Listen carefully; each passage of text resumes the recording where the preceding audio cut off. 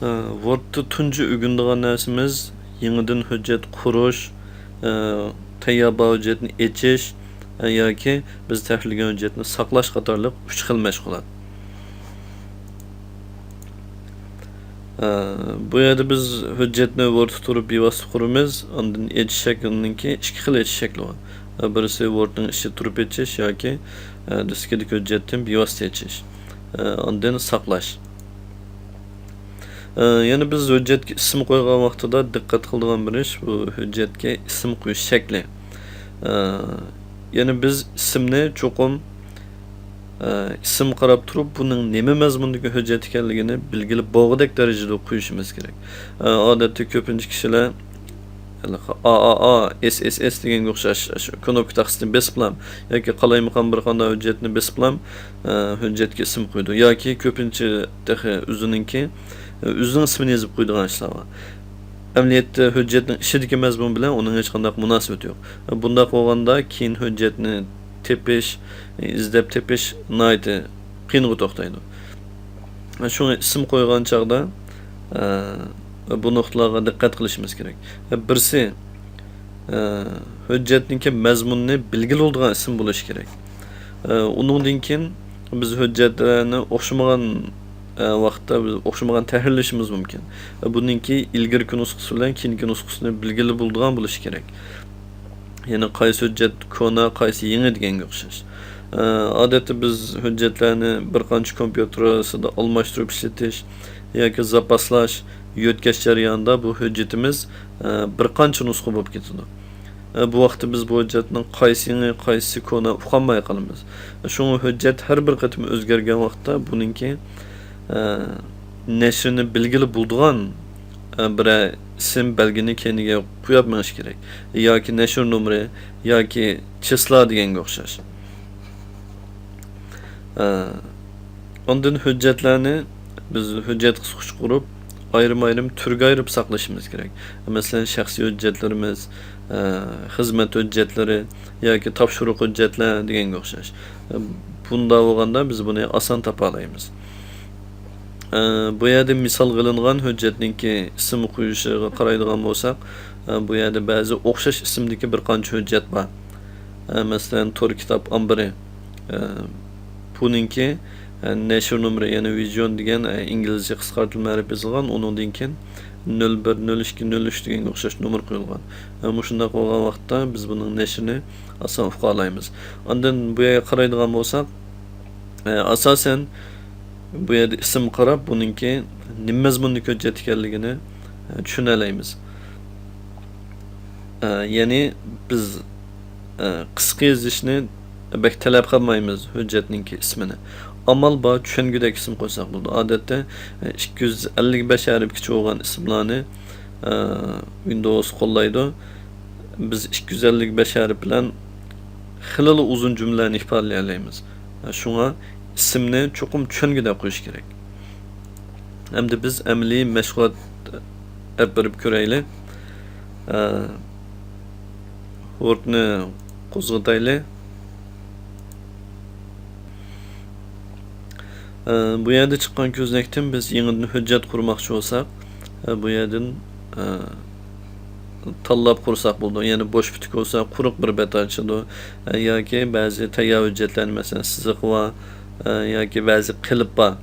Masalan, tarjimal deganga o'xshash. Bularni tanlasak bo'ldi. Lekin bu xil tayyor qiliblar bizning Uyg'urchaga to'g'ri mos kelib ketmaydi. Shuni biz odatda ko'pincha quruq bosh putuki bilan yangi hujjat quramiz. Ya'ni bir hujjatimiz qurildi. Ya'ni bu hujjatni qurish shakli.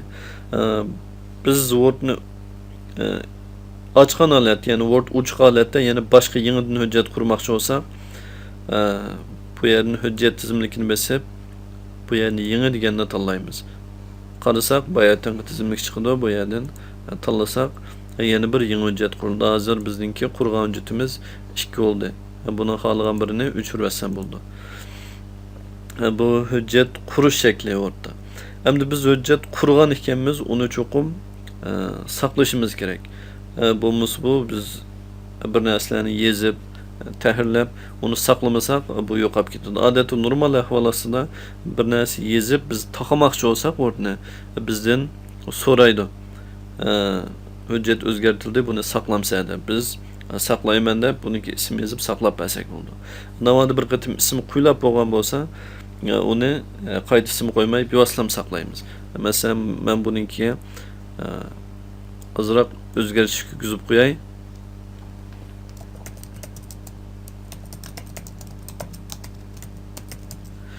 Men buniki xat yozdim, men buni taqayman desam, bu hujjat o'zgartirildi, buni saqlamsa yoki saqlamamsa yoki taqvatamsa deb so'raydi. Bu mashg'ulotni bekor qilamsa deb. Men odatda saqlayman desam, buniki hujjatga ism qo'yib berishni talab qildi. Yoki bo'lmasa men bu mashg'ulotni inovasiz qilib turib, o'zim saqlayman desam, bu yerda saqlash knopkasi bor. Yoki bo'lmasa hujjat tizimligini olsak, bu yerda o'xshashsa saqlash bor. Qaysisilar bo'lsa, o'xshash.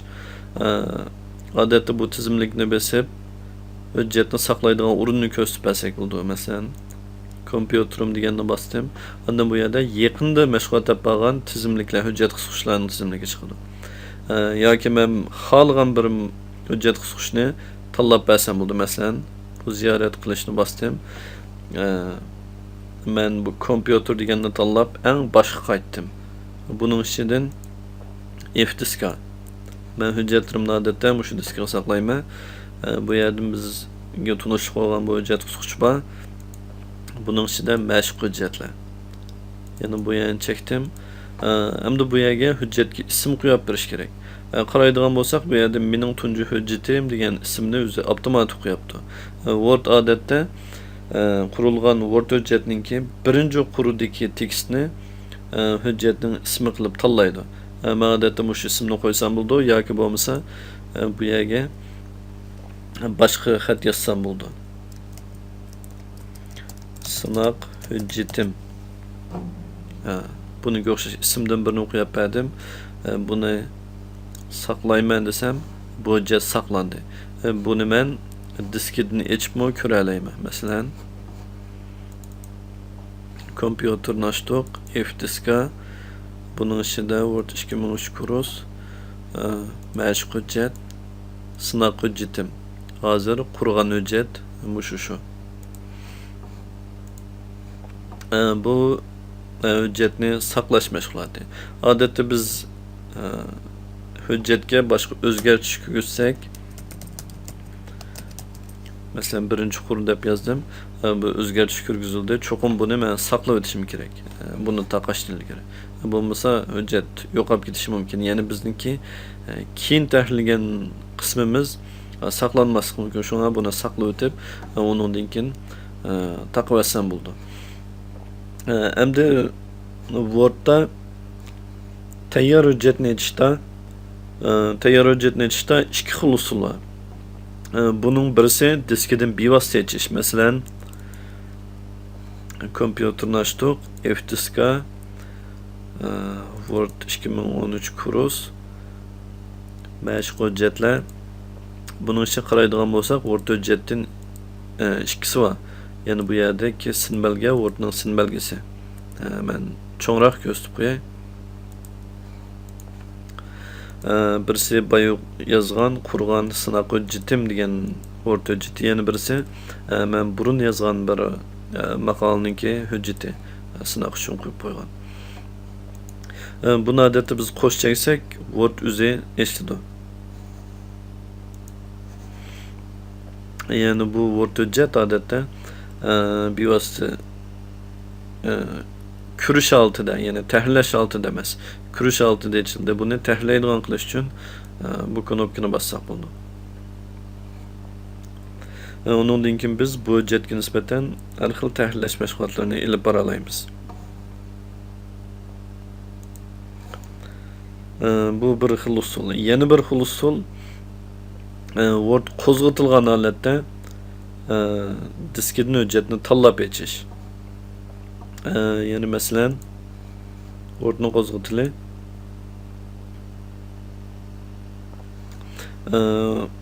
Wordni qo'zg'atdik, bu yerdan boshqa putukni ochish Buni tanlasak bo'ldi yoki bo'lmasa yangi bir hujjat qurilgan holatda hujjat tizimlikini besib bu yerdan etishni tanlaymiz. Uningdan keyin diskini tanlaymiz. Kompyuterning ichidan F diska, buning ichidan Word hujjatlari, mashq hujjatlar, buning ichidan xohlagan bir hujjatni Word hujjatini tanlab olsak bo'ldi. Masalan, yana burunqi hujjatni ochay, echish. Yana hujjat echildi. Yana biz tayyor hujjat bo'lsa, shu ikki xil usuldan xohlagan biri bilan echib, buni ishlasak bo'ldi. Hujjatni o'qisak yoki tahrirlasak bo'ldi. Bu darsimizni so'zlagan yangi hujjat qurish, saqlash va echish qatorliq mazmunlar mushu yerda tugadi.